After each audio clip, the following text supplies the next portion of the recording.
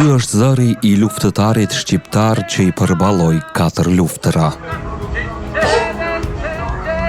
Kjo është kënga e shqiptarit që u bë tmerri I ushtrisë serbe në fshatrat e Bujanocit, Preshevës dhe Medvegjës.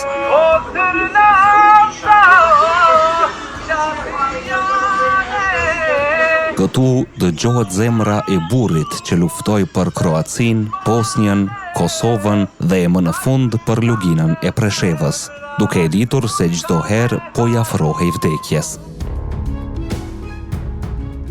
Ai nuk ishte njeri me pozitë shtetërore, por populli e thëriste me një emër që rallkush e meriton: komandant. Ai jetonte për popullin dhe vdiq për lirinë. Kush ishte Ridvan Qazimi, komandant Leshi? Përgjigjen e kësaj pyetje do ta mësoni sot në një rrëfim për jetën, betejat dhe rënien e një prej heronjëve më të ndritur të kombit shqiptar. Nëse ky rrëfim të zgjon emocionin dhe krenarin, mos harro të pëlqesh videon, ta ndash me miqt dhe më e rëndësishmja, të abonohesh në kanalin ton Histori Epike, aty ku e kaluara rilind me dinjitet e lavdi. Të vërtetat tona nuk duhet të harrohen, ato duhet rrëfyer. Në fillim të viteve 60, në një cep të vogël të Bujanocit në fshatin Tërnoc të Madh, lindi një djalë që do të linte gjurmë të thella në historinë e shqiptarëve të luginës së Preshevës. Ai quhej Ridvan Qazimi. I lindur me 4 prill 1964. Ai u rrit në një ambient të ngarkuar nga tensionet etnike dhe padrejtësitë ndaj shqiptarëve në atë pjesë të ish Jugosllavisë. Por përkundër kushteve të vështira, Ridvani ishte një djalosh I përkushtuar dhe punëtor. Ai ndoqi shkollën fillore dhe më pas të mesmen në vendlindje, duke ecur përpara me vendosmëri drejt arsimimit. Pasioni I tij për dijen dhe përparimin e çoi deri në Prishtinë, ku përfundoi studimet e larta në degën e inxhinierisë mekanike. Pas diplomimit u kthye në Bujanoc dhe nisi një jetë të thjeshtë por plot dinjitet. Hapi një butik ku punonte si rrobaçepës, ndërsa më vonë e zgjeroi aktivitetin në fushën e tregtisë. Ishte njeri I afërt me popullin, I dashur për bashkëfshatarët, gjithnjë I gatshëm për të gjendur pranë çdo kujt që kishte nevojë. Por në shpirtin e tij kishte diçka më shumë, një zjarr që nuk shuhej, një ndjenjë të thellë dhe dashurie dhe një bindje të palëkundur se shqiptarët e asaj ane meritonin më shumë. Liri, barazi dhe të drejtën për të jetuar me dinjitet në trojet e tyre. Kur në fillim të viteve 90 shpërtheu konflikti në Kroaci, Ridvani nuk qëndroi duar kryq. Si shumë të rinj shqiptar të ndërgjegjshëm, edhe ai ju bashkua frontit të luftës për të luftuar për të drejtat e njerëzve të shtypur. Mori pjesë në luftën e Kroacisë dhe më pas në luftën e Bosnjës, gjithnjë kundër të njëjtit armik. Nacionalizmit serb që përpiqej të zgjeronte territoret përmes dhunës dhe spastrimeve etnike. Ato përvoja e kalitën si luftëtar, e bën më të vendosur dhe I forcuan besimin se liria fitohet me gjak e sakrificë e jo me heshtje e nënshtrim. Në fund të viteve 90, kur flaka e luftës përfshiu edhe Kosovën, Ridvan Qazimi u bashkua me ushtrinë çlirimtare të Kosovës. Këtu shërbeu nën komandën e Adem Jasharit, njeriut që do të bëhej frymëzimi I tij I përjetshëm. Në zyrën e tij në Konçul, gjithmonë qëndronte I varur portreti I komandantit legjendar si simboli I qëndresës dhe si kujtesë e përditshme e rrugës që kishte zgjedhur të ndiqte.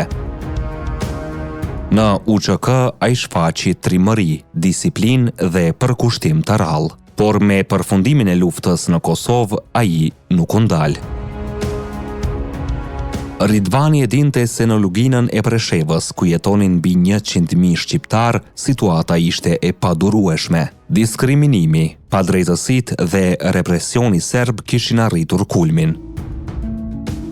Shqiptarët nuk kishin asnjë të drejtë, nuk përfaqësoheshin në institucione, nuk pranoheshin në polici, në administrat e as në jetën politike e publike. Disa ishin tërhequr, disa kishin ikur, por Ridvan Qazimi vendosi të qëndroj dhe të veproj. Në vitin 1999, bashkë me disa bashkëveprimtar, ai krijoi Ushtrinë Çlirimtare për Preshev, Medveq dhe Bujanoc, UÇPMB. Komandant Leshi, siç nisi të quhej nga bashkëluftëtarët, mori drejtimin e brigadës 112 Muharrem Imeri. Zona operative ku vepronte kjo brigadë përfshinte rreth 28 fshatra në rrethinat e Bujanocit, ndërto fshatrat Konçul, Dobrosin, Luçan, Turija, Breznic, Zarbinc, Bilac, Luçan e shumë të tjera. Në këtë zonë, komandant Leshi komandonte rreth 600 deri në 700 luftëtar, shumica prej të cilëve ishin vullnetar, të rinj që kishin hequr dorë nga jeta e zakonshme për të mbrojtur popullin e tyre nga dhuna e shtetit serb. Përveç aftësive të tij ushtarake, Ridvan Qazimi ishte edhe një mendje e kthjellët politike. Ai e kuptoi se qëllimi përfundimtar i UÇPMB-s nuk mund të ishte vetëm lufta, por edhe paqja. Një paqe që do të vinte vetëm nëse shqiptarët e luginës do të respektoheshin dhe do të përfshiheshin në institucionet e shtetit. Prandaj, ai mbështeti bisedimet për paqe me ndërmjetësimin e NATO-s dhe Bashkësisë Ndërkombëtare. Ai vetë ishte kryesuesi i delegacionit të UÇPMB-s në negociatat që quan në marrëveshjen e Konçulit. Një marrëveshje historike e nënshkruar me 21 maj 2001, e cila parashikonte demilitarizimin e UÇPMB-s dhe përfshirjen e shqiptarëve në jetën politike e institucionale të Serbisë. Por kjo marrëveshje e nënshkruar me shpresën për paqe dhe integrim nuk u respektuan nga autoritetet serbe. Vetëm 3 ditë më pas, më 24 maj 2001, ndërsa po lëvizte pranë fshatit Tërnoc të Madh, komandant Leshi u qellua për vdekje nga një snajper i forcave serbe. Leshi ra gjatë një betejë midis UÇPMB-s dhe forcave serbe, e cila zgjati nga ora 11:30 deri në orën 15. Më vonë u zbulua se ai ishte vrarë nga një snajper. Vrasja e tij në tradhëti tronditi gjithë luginën e Preshevës. Njerëzit që e kishin parë si udhërrëfyes, si mbrojtës dhe si njeri të pa epur, tani e shihnin të shtrirë në gjak. Ishte një humbje e madhe, jo vetëm për familjen dhe bashkëluftëtarët, por për të gjithë kombin shqiptar. Përfaqësuesit e shqiptarëve akuzuan forcat serbe për vrasjen e komandant Leshit, duke cilësuar këtë vrasje si një shkelje të rëndë të marrëveshjes për kthimin e trupave jugoslave në këtë zonë. Pala serbe deklaroi se kjo kishte qenë me të vërtetë një aksident dhe se Qazimi dhe antarët e tjerë të UÇPMB-s u qelluan sepse sipas tyre ata nuk duhej të ishin atje. Presidenti i Qendrës Koordinuese të Serbisë Jugore, Nebojša Čović, kishte shprehur keqardhje disa herë për këtë ngjarje. Pas vdekjes, Ridvan Qazimi u shpall heroj Kosovës. Figura e tij u kthye në simbol të sakrificës për liri dhe drejtësi. Në hyrje të Tërnocit të Madh, u ngrit një përmendore madhështore që sot mbledh çdo vit mijëra njerëz në manifestimin tradicional Ditët e Komandant Leshit. Aty përkujtohet jo vetëm jeta dhe vdekja e tij, por edhe ideali që ai përfaqësoi, një jetë në shërbim të popullit të vet. Në vitin 2012 u hap edhe Muzeu i Komandant Leshit, ku ruhen të gjitha gjërat personale të tij, rrobat ushtarake, armët, flamuri ku ishte mbështjell trupi i tij i pajet, fotografi dhe dokumente të kohës. Madje aty qëndron edhe gjipi në të cilin ai po udhëtonte ditën që u vra. Një dëshmi e heshtur e një tradhëtie që ja mori jetën, por nuk ja zhduku lavdin. Pranë përmendorës janë varrosur edhe disa bashkëluftëtar të tij që dhanë jetën për lirinë e shqiptarëve në këtë cep të harruar të Ballkanit. Ridvan Qazimi, komandant Lleshi, nuk ishte vetëm një luftëtar.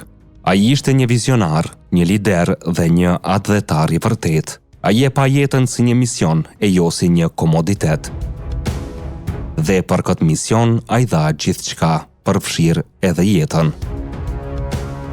Në kujtesën e popullit të Luginës, ai mbetet i pavdekshëm. Ai jeton në emrin e shkollës fillore në Tërnoc, në rrugët që mbajnë emrin e tij, në këngët që këndohen për të, por mbi të gjitha, në zemrat e njerëzve që nuk e harrojnë dhe nuk do të harrojnë kurrë.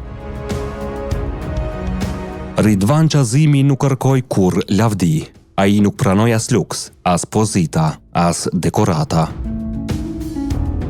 Ai zgjodhi armën, uniformën dhe fjalën e drejtë përballë një armiku që kërkonte nënshtrim. Ai nuk bëri kompromis me dinjitetin. Ai nuk bëri kompromis me lirinë.